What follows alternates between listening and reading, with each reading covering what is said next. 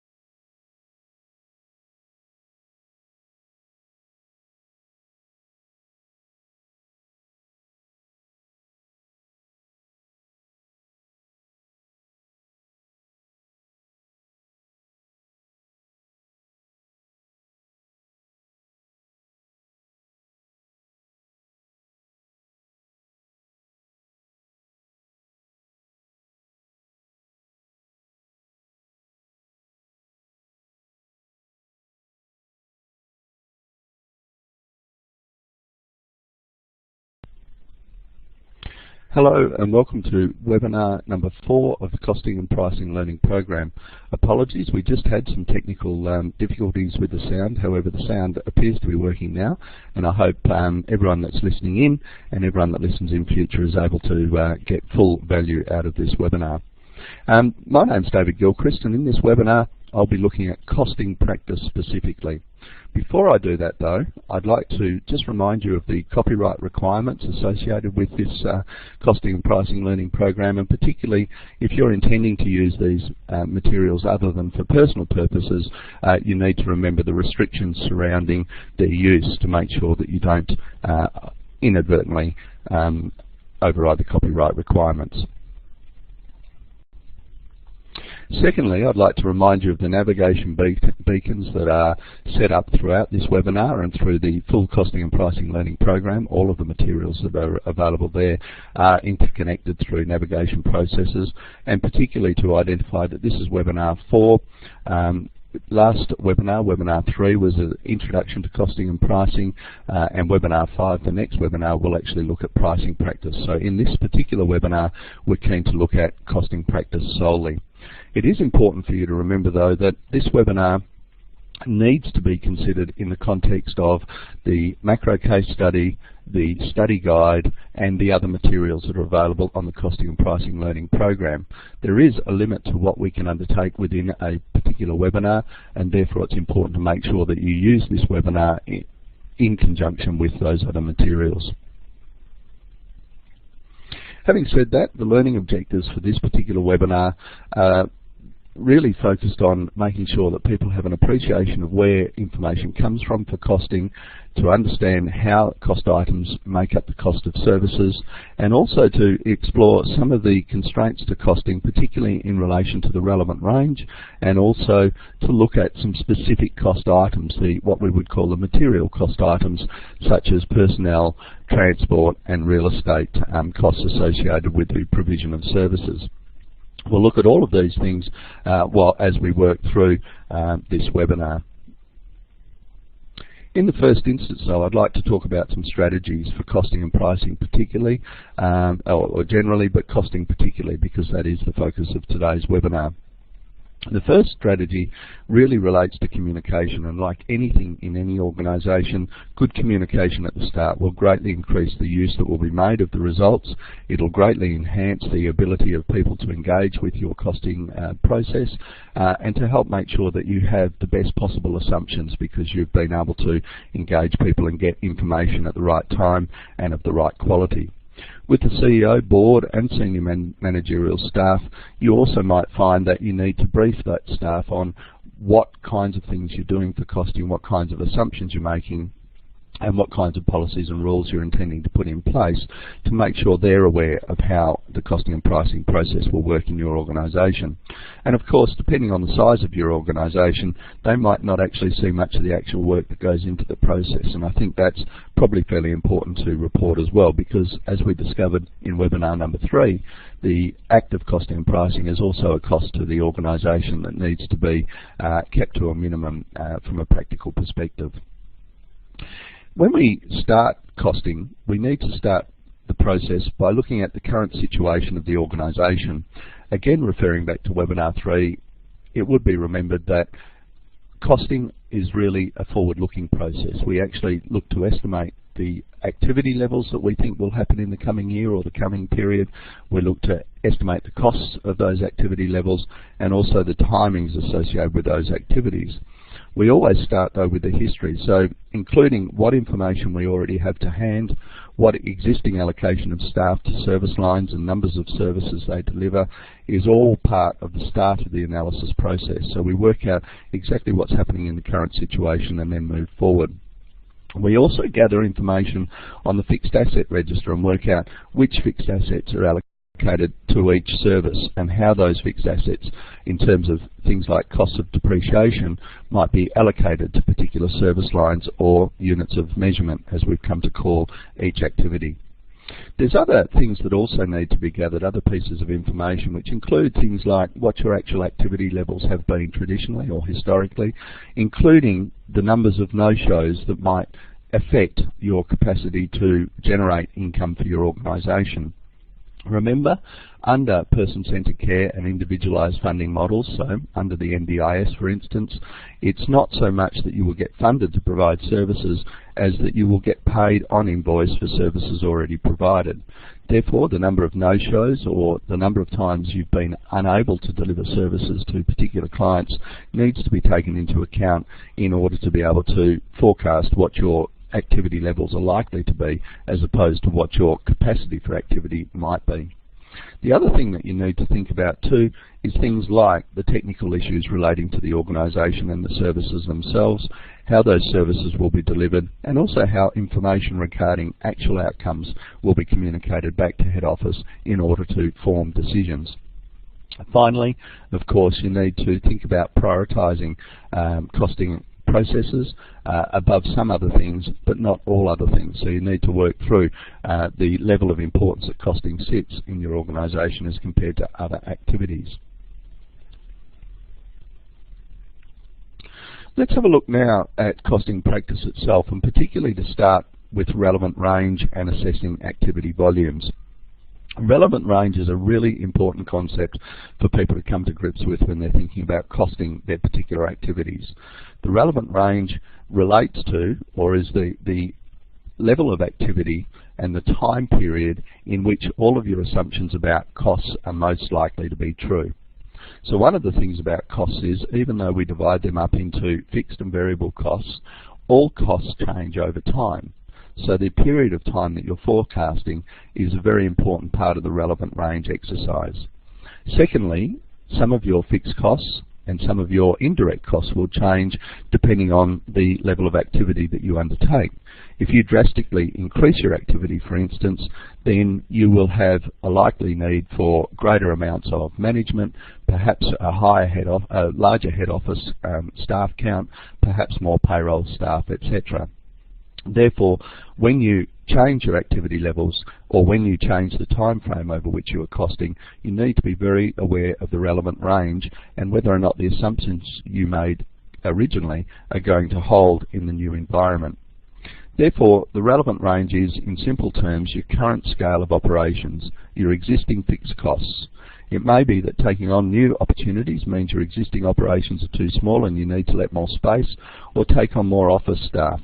As I said before, you might even, depending on how big your organisation becomes and how quickly, need to take on new computer systems or replace other financing or other systems that you might have in your organisation. All of these things mean that as you move from one relevant range to the next, your fixed asset cost base rises and therefore you have a change in the cost of your activity.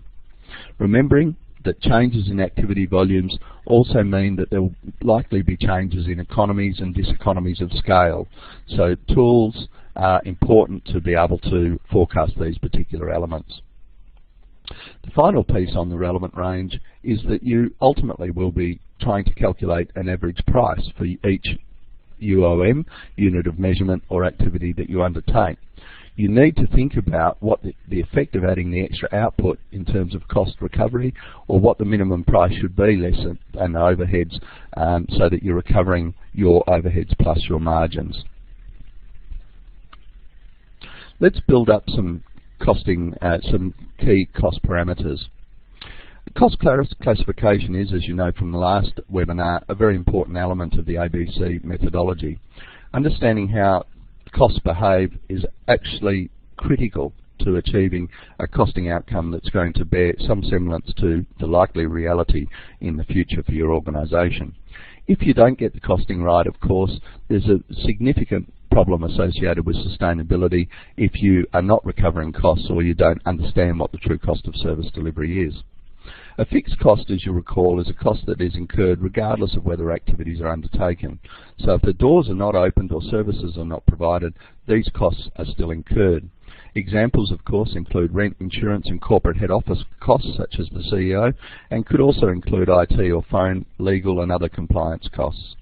These costs generally remain the same or are fixed within the budget period, but also within the relevant range. And as you can see in that first graph in the top left-hand corner, the relevant range changes with activity levels, because you have to build your fixed costs, you have to build your administrative and other capacities in order to accommodate step changes in your activity levels. Variable costs are incremental costs incurred whenever additional units of measurement are supplied. They're contrasted with fixed costs and are considered to be uniform for each additional unit of measurement. Remember, this is purely an accounting process, so variable costs don't actually work that way. And again, referring back to webinar 3, you'll recall that in fact staffing costs, direct staffing costs that we often count as variable costs, can in fact be fixed costs because those staff are actually employed full-time and permanently with your organisation. These are accounting constructs designed to help us to arrive at a cost of a service, and therefore we need to be aware and make sure that we understand how those costs work and also the assumptions that we're making in determining what the cost of a particular unit of measurement might be. Generally though, we would say these costs would not be incurred if the doors were not open and services were not provided. And of course examples include things like support staff, fuel for vehicles and transport services, or meals for clients. Under the NDIS, the income will typically go up as you deliver services, because you will get paid based on each service iteration by invoice. So an additional service should result in more income. And the costing practice, and ultimately the pricing practice, of course, is focused on trying to determine what the right mix of services is for your organisation, and also from a financial sustainability perspective, what level of activity is most appropriate to ensure financial sustainability. Part of that process then requires us to estimate activity volumes. As with just about everything in business, this must be done flexibly and iteratively to allow for new discoveries on the way while it's being done. In other words, entering the costing practice process will probably see organisations change quite a bit as they come to understand their financial structures in a new light. Where mistakes are made, and they will be, they need to be corrected as soon as possible, and proper costing data allows this to occur. One of the big risks associated with costing and pricing, particularly for novice organisations, is to be blaming people for poor estimates or poor forecasts. It's really important that you have an environment where you accept that mistakes will be made, and that over time and iteratively you will gradually land on a more proper cost of service delivery for your organisation.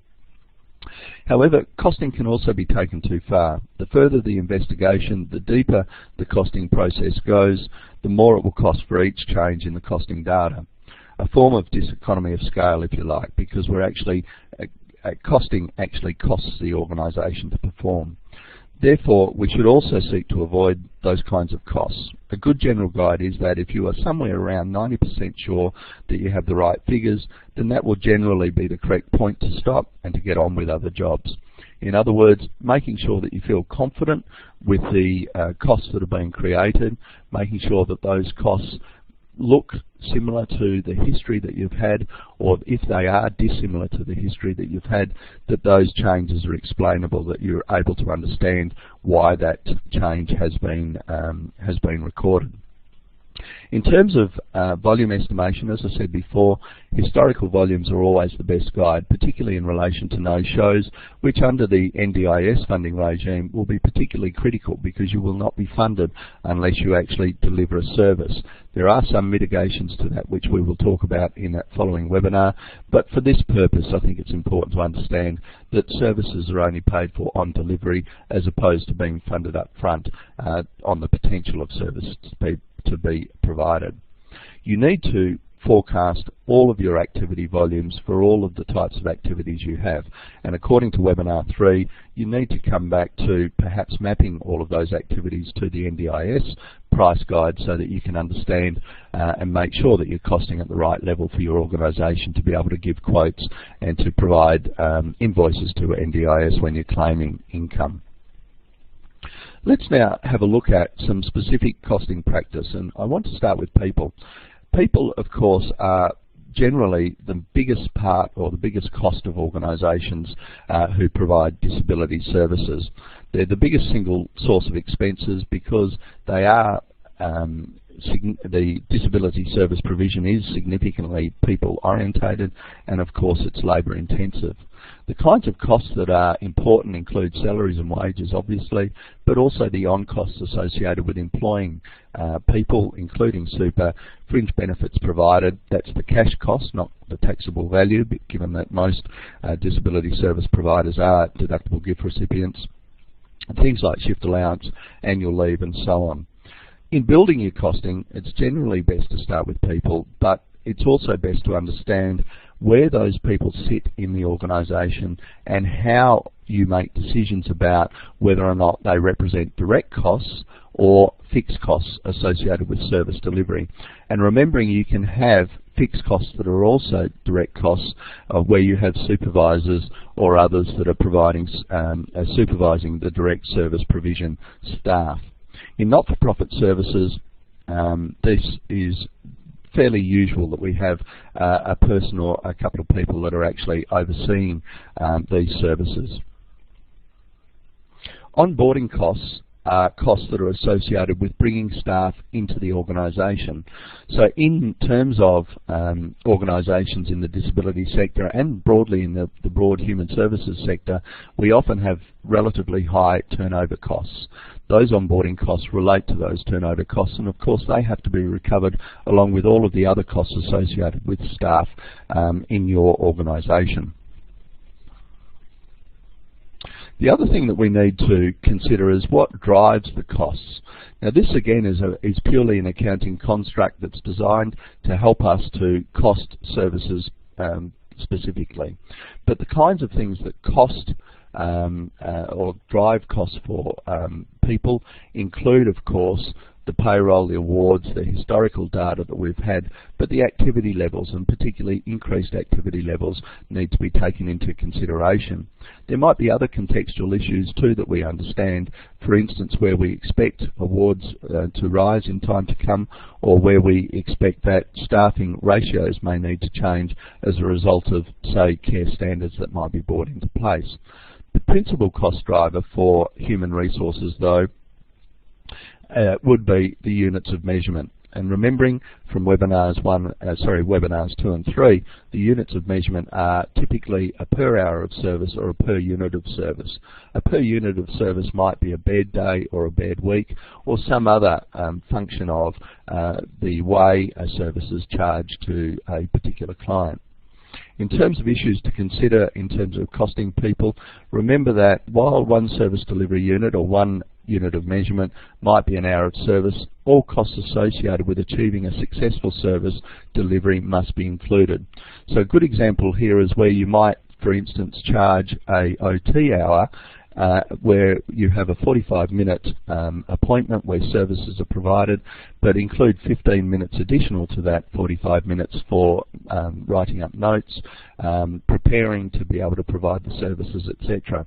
So a unit of measurement is not necessarily just the hour of service itself or just the particular bed day or bed week. It is actually taking into account all of the costs to make it possible to deliver that particular unit of measurement. So for instance, in home care is another good example where travel time and travel costs would also be included as part of the calculation of that unit of measurement.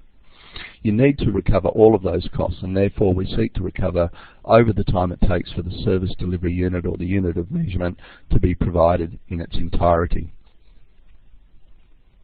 Speaking of transport, let's have a look at transport now. Transport is also a major cost for organisations, and motor vehicles generally are also a significant cost. Remembering again that you need to look at these slides in the context of the macro case study and the study guide, particularly in the costing and pricing learning program. Costing issues in relation to transport include that often not all information is provided by vehicle. Not all costs are separated by vehicle in the ledger, because traditionally we haven't had to do that. However, you do need to think about the limit to value in separating precise costs and looking at each vehicle specifically, as opposed to looking at vehicles on a item by item basis or on a fleet basis.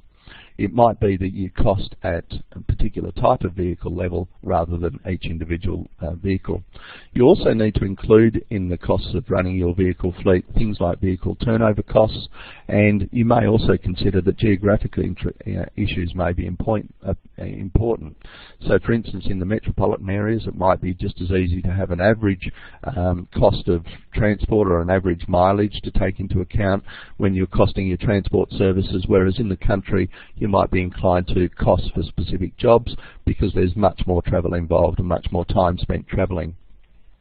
You also need to think about the cost of the purchase of your vehicle fleet in terms of the funding source for capital purchases, and to be able to cost into the costing process an amount for that capital purchase. That might be in the form of depreciation, it might be in the form of lease costs, or it might be in the form of interest paid on mortgages associated with the purchase of those vehicles. Of course, information sources for motor vehicles, we always start with prior financial history and look at what has been the typical costs of those vehicles in history, but we might also look at things like logbooks or odometer readings, and we might consider client invoices as a part of our costing process, where we've actually used our client invoices to record the number of trips that people might make. Remember, with regard to the units of measurement or the service delivery units, in costing terms we might actually decide to incorporate that cost as part of a general cost of service, or we might charge things, transport services separately, such as by trip, by hour, per hour, or on a per kilometre basis. The other things to take into consideration in terms of those costs include the salaries and wages and on-costs associated with drivers for your transport service. It also, obviously, we need to take into account things like fuel, insurance, registration, repairs and maintenance, and as I said before, those lease and other costs associated with procuring the motor vehicle. Other issues to consider include the total cost that is allocated per service delivery unit or unit of measurement for transport services, as well as I said before, that different trips may be covering different distances and you may take more or less time associated with each trip.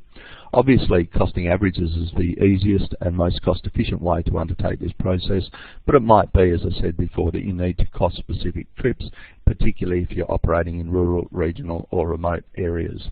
The other thing to consider in the context of costing transport services is the instance where you have volunteer drivers driving for you. You still need to cost that service because you're consuming that volunteer driver, if you like, in terms of their time and effort that could be allocated to other service provision within your organisation or allocated in other ways.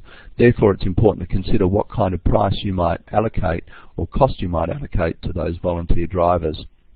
The other reason that you might cost volunteer drivers is against the day that a volunteer driver might not be available to provide services and that you might have to pay someone to actually undertake that transport service. If that's the case, then you need to have that already incorporated in your costs in order to ensure that you recover that amount. Let's have a look now at real property or real estate in terms of the costs associated with delivering services. Remembering a lot of real estate in our sector, in the disability services sector, often relates to head offices and what we call fixed overhead costs. So those costs associated with staff, central administration and so on.